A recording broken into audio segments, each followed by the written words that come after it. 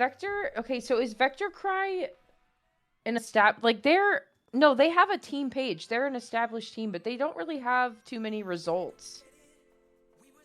Or so maybe they're... Or no, they do have results. No, I'm a liar. They do have results. They have results going all the way back to 2024. Yeah, they've been around for quite some time. Wow, yeah, they play in From the Ink Up almost every time too. I mean, it's been going back to like the 80s. It's been going all the way back to the 80s. Yeah. But their very first From the Ink Up as a team was week 55. So now they're playing in week 100 right now. So yeah, historical. Okay. Yeah, so a lot of shooters coming out from Vector here. The Friesen Pro making an appearance. That's going to have 10 to missiles. E-Leader coming out on the side of Tricky Soup. Tricky Soup. I feel like Inkwa is a pretty decent map for that weapon as well, so that's going to be pretty good as Marge is going to be the one on that. Probably trying to counter the pencil. Of course, it's going to outrange the pencil. And yeah, you can shoot pretty far. Thankfully, they can get a lot of their jumpers in there as well, so... again, well, I don't know. Both teams are actually playing very cautiously. I'm kind of worried about Vector because I don't think they have a ton of paint with the Pro and the Blaster. They're really going to have to rely on the splatter shot if the pencil is going to be too focused on some of the backlines. And I think there's going to be a lot of flanking shenanigans from Tricky Soup. Mainly looking at the Dapple Dualies and the Neo Splash. Yeah, I mean, you were just saying that they don't really have a lot of ink to work with, but to me it seems like a lot of the pieces for their push here have like really fallen into place. That's Beige trying to be the one to push the power clam into the basket, but it's gonna fall just a little bit short, and Aster is the only one left standing. It seems like VectorQry really had to like put a lot of things together in order to actually make that push come to fruition, and even then the results were not really what they were looking for. Yeah, it was just shy from making it. Again, the attempt was good. We could see what was cooking in their brain, but the execution was not quite there. So we'll see how Tricky Soup here is going to perform. Potentially on the offensive side of things, again, 2-player advantage now. Onion's going to be grabbing a power clam, trying to push forward. You have to take out that pencil player. They finally do. The stamp is going to come out as well. That's going to be huge to just block everything in front of the basket. Sin now coming in, scoring some power clams. That's going to be a layup too from Fan, getting that power clam in, and Fan is still alive on that wiper, dropping down. Great plays from Fan all around. They're the ones who broke out that Ultra Stamp and just caused some chaos in front of the basket, so they played that perfectly. Finally now going down. Vector, again, pretty quick on this respawn. I mentioned I thought they weren't going to have a lot of pain, but they're really making up for some lost ground here, trying to get back in the mid. Seems to me too, especially with the torpedo. I was like, what is the name of that? The torpedo coming out here. It has been such a good distraction tool, especially for the Snipe Rider player on VectorQry. I think that's, no. Mari is the one playing the E-Leader. I wanted to get that straight in my brain for a second. But a really intense push coming out for VectorQry here, but it's still like there's not a lot of power. There's no power clam or clam to show for it, and the basket was left open there with nothing to open it. And still a really powerful lead here coming out from Tricky Soup as we enter the third minute of the game. Finally, these Glam games that we've been seeing today so far, Falco, have just been so slow in their progress, it seems. Yeah, it takes a lot of these teams just some time to find their ground and how they want to push. And it's like once they push, they put all of their effort into it, which is great. I mean, that's obviously what you should do, but it just takes them so long to get to that point. So now Vector's really just, again, they're playing the offensive side here, and Tricky Soup knows that. They're going to just try and wait out some of these specials here. They know, okay, look, we're going to let Vector use some of these specials. We have to ride the wave here before we get the stop. Their push is going to be predictable, and we just need to make sure that we are prepared for it. And right now, it seems to be going both ways. That bubble is actually huge that is going to be coming out. That was going to be the Blaster who used it. They sacrificed their body, able to come back. And look at that, Beige, able to score power clam, get a layup, get another one in. And will they be able to take the lead? Stormy here with some clams. They do, so that is going to be big as well. And Stormy's still alive. Talk about the finesse from a Blaster player. You typically don't see them survive that often. A great job, great push, and a great lead for Vector. Yeah, really huge lead for Vector. Tricky Soup is looking to see if they can follow up here. A really great snipe coming out from Mari just a few seconds ago.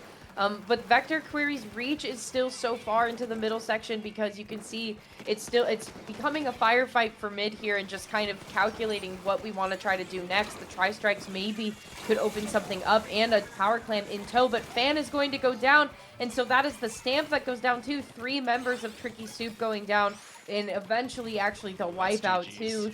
Yeah, that's GG's if you are VectorQuery because already the power clan there is in position, but a quick respawn from Fan, but it's not really going to be enough when VectorQuery's knocking at your door. Basket broken. And Vector played that perfect because they Yes. waited for I think it was intentional. It looked intentional. They waited. They said, you know what? If we score this clam with 10 seconds left, it's possible they're going to get overtime and they could pick up this pity clam, chuck it. They're going to have 2 clams. They're going to be in good position to not score, but at least have some clams. So they waited. They're like, you know what? We don't need to score this. We would rather get our bodies up here and just get closer to the ledge to guard you. Now, thankfully, they didn't get wiped out or anything, but yeah, that was a great win for VectorQuery to seal the deal. They all have their Splatfest shirts on.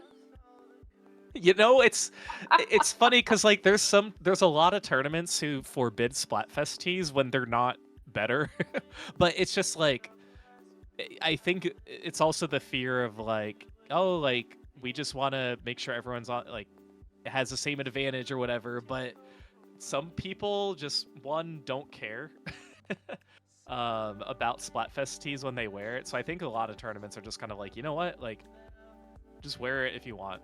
But I remember us like back in the day being like Splatfest shirts. Check your tees, yeah. Change your Splatfest shirt. Change your Splatfest shirt. I know. It was always because we always played in From the Ink Up, and that's always when Splatfest started. So I know, we were always like, on top. Oh, is it from the Ink? Oh, it's Splatfest. Oh, we have to change our. Oh my gosh. Yeah. The whole the trickle down of events. I forgot I joined a team. I played Splatoon today for the first time in like 2 weeks, and I forgot I already joined Team Chick. I was gonna join Team Bear, but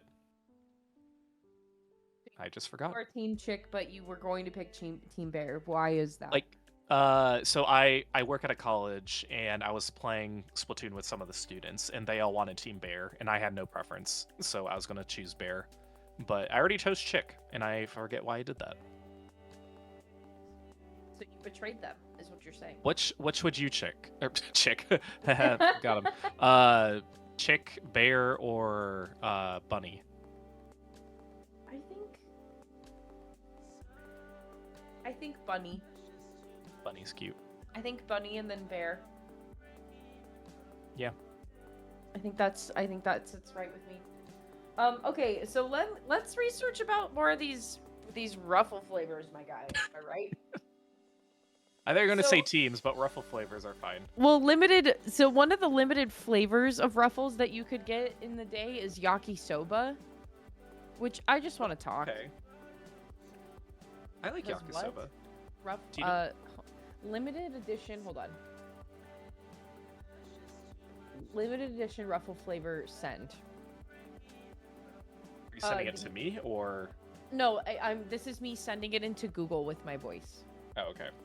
Okay. There's Cool Ranch Dorito flavor, but in a ruffle, in which I wonder, why do we do these crossover things with these chips? Are they not owned by the same company?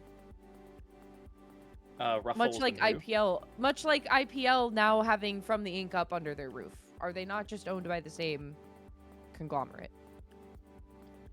Wait, sorry, Ruffles and who? Ruffles and Doritos. Yeah, they're both owned by Frito-Lay. Right. So they're patting themselves on the back when they do that. I see. That's like okay, you remember the crossovers, it was actually no, they weren't Butch Hartman. I was thinking Fairly Odd Parents and Jimmy Neutron, but they weren't the same creators. Never mind. Wait, yeah, what other shows did Butch Hartman do? Danny Phantom. Right. Then anything after that was after my time. Okay. Hold on, we have another we are opening so many tabs right now. Your computer's gonna start It's gonna sparking. explode. Yeah, it's gonna. Well, explode. you know, if you have more than like 5 Google Chrome tabs open, you're using like 5 gigs of RAM. So, I think the only big titles are Fairly Odd Parents and Dandy Phantom.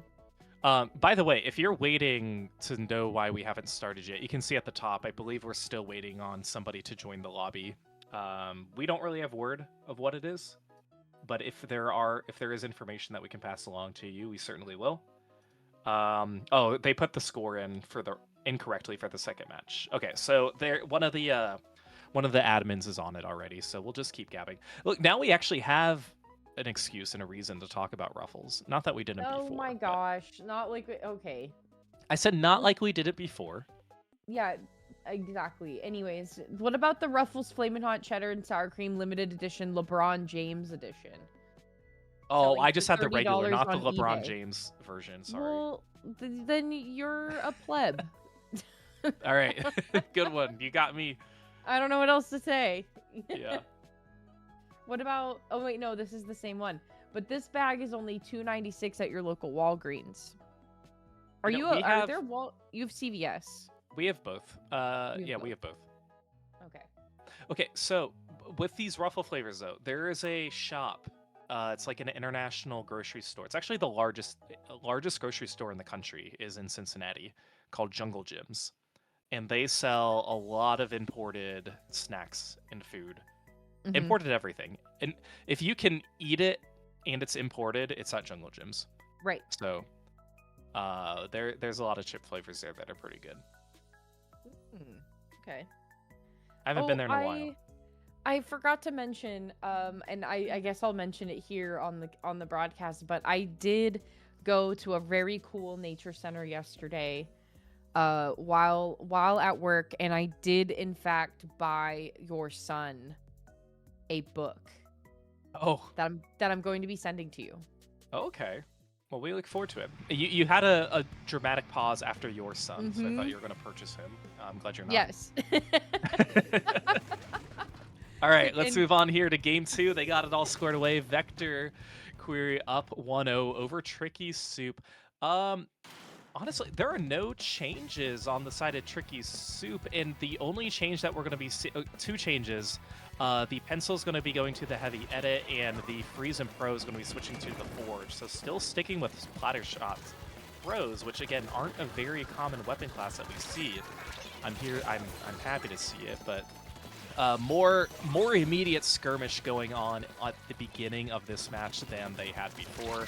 I think I was going to say, I don't know who's in a better position, but Sin is going to be picking up for Tricky Soup, opting to try and push on the right side again, a little bit less conventional, but you know, if that's where their heart desires to get that checkpoint, I don't blame them. They're able to get that 60, so pretty easy 60. Will they commit on this right side? I don't think that's a wise move, but you know what? You have the advantage right now. You might as well keep up the pressure. Yeah, well, clearly in that moment, the instinct was a lot stronger of a pull than the actual logic of the push there, because the right-hand side seemed advantageous for just a little while, but that opens the floodgate for Vector to come through on the left-hand side with the bubble being perfectly placed, and in no time at all, the Vector themselves taking the first checkpoint back as well, and actually going to be closing the gap with that 1 point too, and then some, with multiple members going down on Tricky Soup. This is a recipe for disaster. How did they hit him? Right at the 1 point with a mystery hit. I don't know how that wiper hit the player with the Raymaker. Okay, so they finally get the dunk. So Tricky Soup now on the board. This is a really good set. We love it.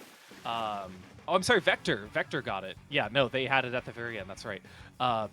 But you know, at that point, it's like everybody just get close to the Raymaker and hop on the podium and pray that they don't splat the right person, and that's what happened with VectorQry getting the win. So again, still a best of 3 set. VectorQry is going to be winning this set 2-0.